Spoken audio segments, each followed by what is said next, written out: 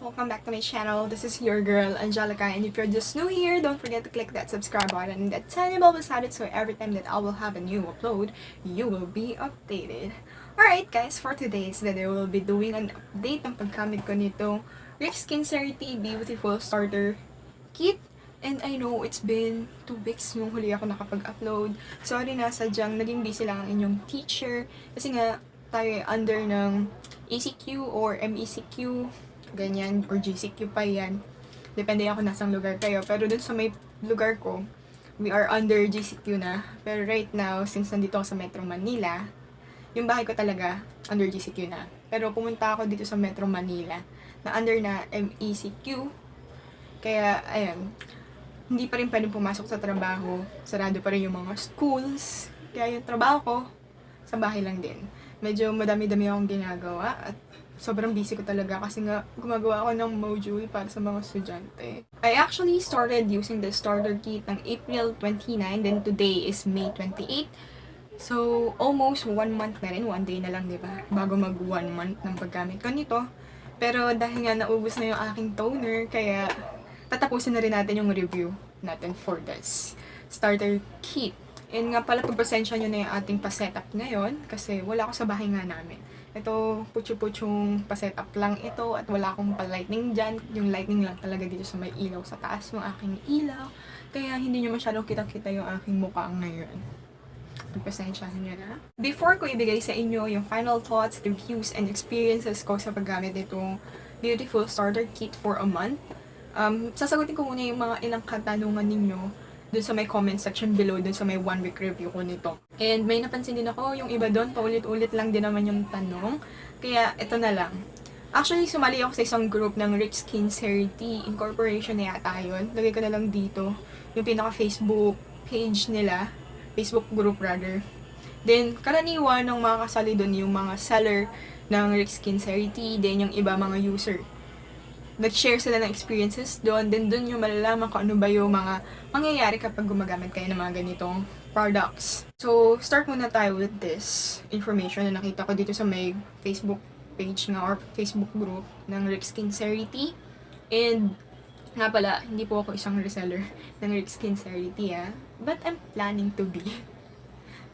So, start tayo dito sa FAQ. Ano pong nire-recommend nyo kapag first time user ng Ryx?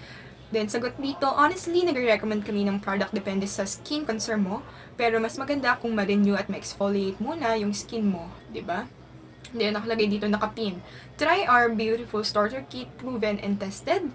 Pero bago ka gumamit ng Starter Kit or Ryx Rejuvenating Set, alamin mo muna yung do's and don'ts, lalo na't first timer ka. May darkness or redness sa first and second week of using the product. May micro-peeling or peeling, depende sa skin type. May sting effect din, depende sa skin condition. Pero lahat yun ay normal. So, wala na magtatanong tungkol doon kasi nga, binanggit ko na rin. And sabi dito, trust the process, consistency is the key. In 3 to 4 weeks, mas makita mo ang improvement and changes sa skin mo. I repeat, improvement and changes, hindi perfection ang hahanapin mo. So, wag mag-expect kapag first time mo palang gumamit nito na magiging flawless na agad yung skin mo. After using our Beyouthiful Starter Kit, nire-recommend namin na gumamit ng mild skincare products para maiwasan ng over-exfoliation na nagkakos ng pagnipis ng balat and irritations. Avoid peeling gel or peeling creams and acids such as HAs or BHAs. This will help you avoid your exfoliating and damaging your skin. So, sinabi din dito, perfect post-exfoliation skincare regimen. So, kapag nakapag-exfoliate ka, ito daw yung pwede mong gamitin. Yung kanilang poreless maintenance set, if you want brighter skin, then glow up set to hydrate your skin or pampa-glow. Then, sinabi din dito, pwede rin namang mag-mix and match, depende sa kung anong gusto mo. Pwede mo rin ituloy ang starter kit, palitan mo lang yung rejuvenating toner ng mild, like poreless toner, or deep cleansing water. Or palitan yung rejuvenating serum ng Skin Perfecting Serum or Poreless Night Cream. Sinabi din dito na we value authenticity above all else. Oops, don't forget to patch test before using any product. Our products are 100% safe and formulated for all skin type, but it doesn't mean it's allergy proof, okay? Skincare shouldn't be complicated. You only need to use products that actually work. Sabi dito, safe for preggy and lactating moms, FDA approved, clinically tested, toxin free. Yan. So, madami na sigurong naisagot dun sa mga tanong ninyo, dun sa may comment section below ko, doon sa may previous video ko ng Ryxskincerity Starter Kit. And next, meron pa akong isang bang nakita na information. Galing naman to sa ibang page ng Ryxskincerity. Per location kasi sila yung iba. Sino po ba ang mga tao na dapat gumagamit ang rejuvenating set? Sagot dito, mga taong may acne or pimples, may dark spots or acne marks or scars, need mag-renew ng skin kaya mag-undergo ng peeling process, mga taong gusto ng instant effect. And sinabi din dito, this is safe for teens ages 30 and above. Benefits of a peel: improves skin texture, removes dead skin cells, improves skin barrier, stimulates elastin and collagen, reduces fine lines and wrinkles, increases moisture, reveals healthy and glowing skin, reduces pigmentation on the surface. Then, bakit po hindi nagpipil nung gumamit ako ng Ryxsrejuve? Ito isa to sa mga tanong na karaniwan. Ang pagpipil ng skin ay depende sa skin type. Normally, kapag oily skin, hindi talaga masyadong mabilis mag-peel. Continue mo lang ang paggamit, mas makikita mo ang improvement ng skin mo after 3 to 4 weeks.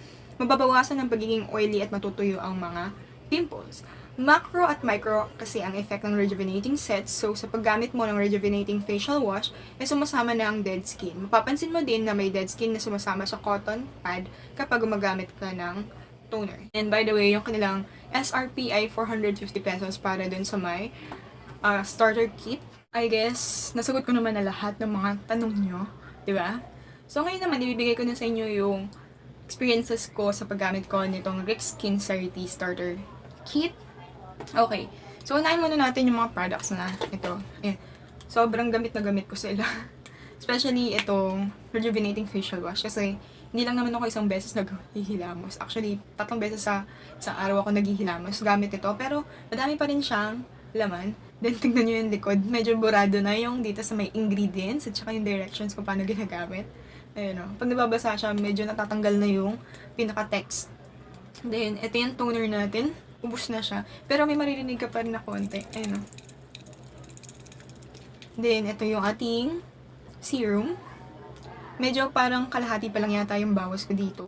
And yung pinaka-favorite ko sa lahat itong kanilang sunscreen na may SPF 60 and sobrang bango kasi nito.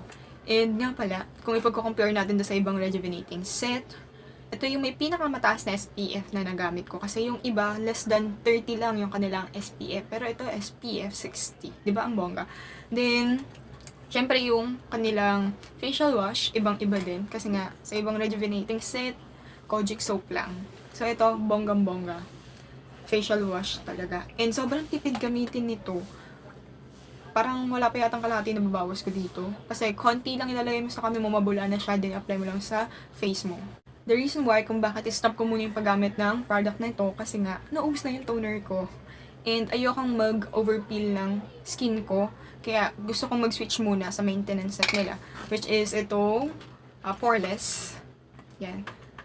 Actually, parang ilang araw na to nung dumating sa akin. So, gagamitin ko to for 2 weeks lang. Then, saka ako babalik ulit with rejuvenating set or yung starter kit nila. Gusto ko lang ipahinga muna ng saglit yung mukha ko. Then, para ready na ulit siyang mag-rejuvenate. Para mas mabilis din mag-peel agad yung skin. So, right now, ito na yung aking face condition. Kung mapapansin nyo, ayan. Tinubuhan ako ng tigyawat kahapon. As in, naloka-loka talaga ako. Kasi, umidlip ako, natulog ako ng 1 hour ng hapon. Then pagising ko, naghilamas ako ng muka. Then may nakapa ako, sabi ko may nakaumbok sa mukha ko. My God, tinubuan ako ng tigyawat. So, ayun na siya. Alam mo siya, maliit lang talaga siya. Tapos, pero meron siyang laman sa loob. Kaya, para siyang tigyawat. Hindi siya tiny bump eh. Tigyawat talaga siya. Then, ngayon, hinog na siya. Kitang-kita na yung laman nito din kahapon. Pero ngayon, medyo parang nag-dry na din siya kahit papano. Then, sa kabilang side ng aking face, walang tumubo dito kahit na anek. Wala. Then, sa noo ko din, walang tumubo din kahit na ano. I hope nakikita nyo ng maayos yung aking face ngayon. Kasi nga, wala akong palightning ngayon na maayos. Yung ilaw lang talaga sa taas. Pagpasensyahan nyo na. Pero, ang laki ng naging improvement ng aking skin. Aside lang dito sa tinubuan ako ng tigyawan. Pero, okay lang. Nga pala, wala akong nilagay na base sa aking mukha. Yung pinaka-sunshield lang yung nakapatong dito sa aking face. Then, nag-lipstick lang ako ng bahagya. Hindi na ako nagkilay kasi tinatamad ako magkilay. Sorry na. Kasi nasa bahay lang naman ako, diba? Ba't pa ako magpapaganda ng bongga? Kasi gagawa lang din naman ako ng module mamaya. Makakakita kayo dito ng uneven skin. So, itong part na to maitim pa rin, diba? Nung una ko tong ginamit, sinabi ko din doon na minention ko doon na uneven talaga yung kulay ng skin ko dito. Maitim pa rin to, pero nag-peel na to. Actually, mas nag-light na nga to ngayon eh. Pero, itong part na to, itong area na to, ayan, diba? First area, ito. Maitim. Then, sumunod na area, ayan. Ang puti-puti naman. Then, sumunod na area, ito na. Ito, maayos yung kulay nito. Nasa gitna lang siya. Maitim, maputi, sakto. Ayun yung napansin ko kulay ng mukha ko ngayon. Ganon din dito sa kabilang side. Actually, pantay sila eh. Maitim, maputi, then katamtaman lang.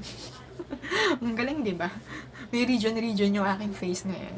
Then sa noo ko, napansin ko na napalighten niya yung appearance ng aking scar dito sa noo. Kasi nga, gawa ito nung aking pigsa nung gumamit ako ng RDL. And isang nga din, na napansin ko sa paggamit ko nito, hindi ako tinubuan ng pigsa. Which is good kasi pag gumagamit ang mga rejuvenating set or ng mga pampapil, basta tinutubuan ako sa mukha ng pigsa. And one more thing, yung noo ko din, hindi pantay yung kulay niyan. So, dito sa may babang area, ayan, yung malapit sa kilay, maputi yan. Then, dito sa may taas ng noo, yan, medyo maitim pa rin yan. Then, sa baba ko naman, okay na ako dito sa may baba ko. Kasi, ano na yan eh, napalighten na to. Tsaka ilang beses na tong nag-peel. Tsaka mas makinis na to kaysa sa other parts ng aking face. Then yung neck area ko, nag-try din akong gamitin yan sa neck area ko. Diba? For the whole week dun sa may una kong review. Na gumagamit ako niyan sa leeg ko, then nag-start na yan mag-peel. Nung nag-start na yung mag-peel, medyo nakaramdam ako ng pangangati sa leeg. Then, ang tendency, parang gustong siyang kamutin. Natitrigger akong kamutin siya. Kaya, naisip ko na itigil na lang yung paglalagay sa aking neck area. But then, sabi ko, ang puti niya ng mukha ko, pero yung leeg ko, hindi sila pantay.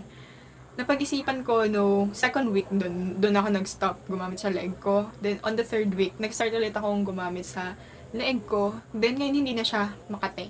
Pero sinabi dun sa may Ryxskincerity na group, hindi daw nila nire-recommend na maglagay sa neck area kasi nga ang tendency makate daw talaga. Pagdating naman sa peeling process na experience ko, sa first week ng paggamit ko nito, mabilis siyang nag-peel agad. Second day pa lang nag-peel agad yung chin area ko tsaka dito sa side ng aking nose. Kaya na-impress talaga ako ng bonggang-bongga dito kasi ang ganda agad. Nagkaroon agad ng effect sa aking face. Then, nakita ko ng 1 week na yun na nag-start nang mag-glow yung aking face, naglalighten na rin yung mga pimple marks ko, then walang tumubong pimple at all. Then, pagdating ng second week, pagkatapos ko gumawa ng review, nung na-post ko na yung review ko for 1 week, ay nag-start ng parang hindi ko nakikitang nagbabalat yung aking face. Parang nag-stop siyang mag-peel. Then, pagdating ng third week, nga pala, pagdating ng second week kasi, ang ginawa ko, nag-less muna ako ng paggamit ng toner kasi feeling ko, gusto ko munang tipidin yung toner kasi nga, baka hindi siya umabot ng 1 month. Kaya ang ginawa ko, isang beses lang ako nagto-toner tuwing gabi lang nung second week. Then, sabi ko, since nga hindi nagpipil yung mukha ko, baka nga dahil sa pag-lesson ko ng paggamit ng toner yon. Kaya on the third week, bumalik ulit ako sa process ng morning at saka night routine ng paggamit ko nitong toner. And then yun, nag-start na ulit siyang mag-peel. Pero, hindi na siya kasing dami ng pag-peel nung first week ko. Sobrang maliliit na lang yung pag-peel niya. As in, micro-peeling na lang. Then, nakapansin din ako ng konting paghapdi sa mukha ko. Super light lang naman ng paghapdi. Unlike sa ibang mga rejuvenating set na sobrang hapdi talaga sa mukha. Kasi nga, natest ko na yun. Nakagamit na ako ng ibang mga rejuvenating set. So, yung mga na-experience ko dito sa may Ryxskincerity, sobrang mild lang nung kanyang paghapde. And depende din kasi yan sa skin type natin. Sa akin nga, since dry to normal lang yung aking skin type, kaya ganun yung na-experience ko. Then, on the 4th week, ayun, micropeeling pa rin. Pero sobrang bahagya lang. Kaya kung mapapansin nyo, halata pa rin yung mga pimple marks ko sa aking face. Especially dito sa area na ito. Halatang halata pa rin siya. Then ito, naglight lang din siya ng konti. Pero sabi nga, 'di ba, dun sa binasa ko kanina, don't expect perfection. Ang mapapansin mo lang talaga, improvement at saka changes sa ating skin. So, sa akin, okay lang itong nangyayari sa aking face ngayon. Since nga, nakita ko na malaking improvement at saka changes sa aking skin. To think na isang beses lang ako tinubuan ng tigyawat ngayon. At saka, sobrang puti na ng mukha ko. Ang puti-puti talaga ng mukha ko. Mas puti na yung mukha ko kaysa sa may parte ng katawan ko. Tsaka pag nakita mo ako, ang unang mapapansin talaga sa akin yung mukha ko. Kasi nga, may kintab kang makikita sa mukha mo. Hindi siya yung mukha kang oily. Kasi lagi kong tinatanong to kay mami. Kahit tuwing nag-exercise ako, after kong mag-exercise, tinatanong ko siya, Mi, mukha ba akong oily after kong mag-exercise? Sabi niya, hindi. Mukha ka nga lang fresh eh. May kintab factor sa mukha. Alam mo yung kumikinang. Hindi ko pa masasabi na glass skin na ako kasi nga, meron pa rin akong imperfection sa face. Pag sinabi kasing glass skin, ang katumbas nun ay flawless din eh. Ibig sabihin, sobrang kinis talaga ng mukha. Pero ako hindi pa ganun kakinis yung mukha ko. And yan, may naalala ko kasi hindi lang pala ito yung unang tigyawat na tumubo sa aking mukha sa paggamit ko nito. Actually, may tumubo din dito. Ito nga pala. Ayan. Yung mark na yun. May tumubo din sa akin na tigyawat. I conclude na tigyawat yun kasi may laman din siya eh. Pero sobrang liit niya lang. Then, as time goes by, after 2 to 3 days, napansin ko na medyo nag-dry na siya, then nangitim siya. Yung itsura niya parang naging blackhead siya. So, sinabi ko muna sa sarili ko, hintayin ko muna ng ilang araw, mga 2 to 3 days. Tingnan natin kung merong changes na mangyayari. Dun sa parang blackhead na yun na tigyawat kasi nga natuyo. Then, after 2 to 3 days, hindi na ako hindi na ako nakapagtimpe. Ang ginawa ko, pinrik ko siya. And ayun nga, lumabas nga blackhead. Yung dating tigyawat, naging blackhead siya. Kaya yung itsura ng mukha ko ngayon, ayan, nagkaroon siya ng ganitong marka. Kasi nga, pinrik ko. As in, ang laki ng pamumula nito. Nung pinrik ko, lalagay ka na lang dito yung picture. Anyways, yung picture na yan kasi medyo maliwanag yung pagkaka-picture ko. Kasi masyadong, maliwanag yung araw nung araw na yun. Ano daw? Basta, masyadong maaraw. Kaya, sobrang liwanag sa picture. Pero, namumula talaga yung mukha ko after ko i-prick. Meron talaga akong picture niya na hindi pa yan napiprick. Yung mismong blackhead pa lang yan. Kaso nga lang, na-remove ko or na-delete ko yung picture. Kasi nga, namimili ako ng picture para dun sa may namumula. Hindi ko napansin na yung na-delete ko pala is yung picture na may blackhead pa ako. Anyways, pagpasensya nyo na din yung boses ko ngayong araw. Kasi nga, medyo maaga pa. At hindi talaga ako morning person. Pag umaga, parang tulog pa din yung boses ko. Lagi akong nag-video tuwing gabi. So, first time nag-video ako ng ganitong maaraw or sobrang aga pa. And, dagdag ko lang na information, si toner tsaka si serum, meron silang niacinamide sa kanilang ingredients. That's why, nakakatulong to para makapag-treat ng acne. Ayan yung dahilan kung bakit madaling matuyo yung mga tigyawat natin. And nakakatulong din yan sa mga may eczema. To sum it up, naging maganda yung experiences ko sa paggamit nitong Ryxskincerity Beyouthiful Starter Kit. And may re-recommend ko siya sa inyo. Kung meron pa kayong mga tanong na hindi ko pa naisasagot, just comment down below. I will try my best to answer lahat yung mga tanong ninyo. So that's it for this video. If you enjoy and like this video, don't forget to give it a big thumbs up. Comment down below kung meron pa kayong may sasuggest sa akin. And kung hindi ka pa nakapag-subscribe, don't hesitate mag-subscribe ka na dito sa aking channel. And i-click mo na rin yung notification bell para lang ka updated sa mga susunod ko pang mga magiging upload. And anyways, bigyan ko lang kayo din ng hint. I'll be doing a review of this poreless maintenance set ng Ryxskincerity din nga pala. Kung gusto nyo mapanood, mag-subscribe na kayo.